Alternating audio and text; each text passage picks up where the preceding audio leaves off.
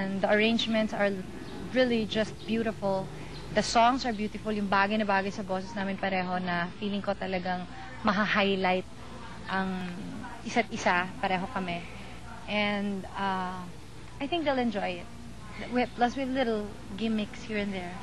Well, in this concert, expect the unexpected. I always say that in all my shows. Kasi pati kami ni Regine, hindi pa kami alam kung anong gagawin namin to make it even more special. But if I were to say one in a couple of words, what to expect, it's a lot of singing.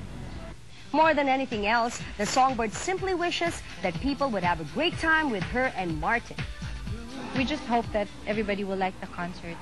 I know a lot of people are excited about it. And sana naman hindi namin ma-disappoint yung mga taong naghihintay.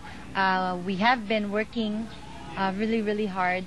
And extra hard actually nga yung extra effort nga for both of us actually tong concert na to. Kasi nga, we were not given a lot of time. So talagang doble talagang effort. But it's for everybody and we're doing this. We're sharing our talents for everybody. So hopefully, magustuhan nila. I'm inviting everybody to come and watch Martin and Regine at the Araneta Coliseum May 9 and 10, 8 p.m. So don't forget. Gerard Salonga is the musical director, very talented Gerard Salonga. And his orchestra will be performing with Regine and I at the Araneta Coliseum May 9th and 10th. I think it's 8 p.m. We'll be there right on time. Please be there and watch music history in the making as two artists put together and do what they love to do best, and that's to sing for you. And that's it for Cinema News 1. We hope we satisfied your craving for showbiz intrigues. Bakit ba?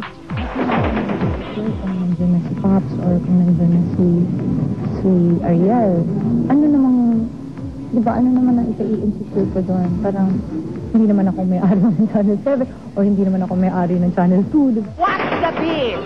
Aga, maasim na maasim pa. Aga, happily married na, pero kay Jenny Miller, nalilink pa. Before, pantay. Ayun, saya na ako dyan. Gusto nung pa, 100 babae na nilig sa akin. Ano ba naman ang +1? Okay lang yun. At least, kita mo naman. Matipuno pa ako.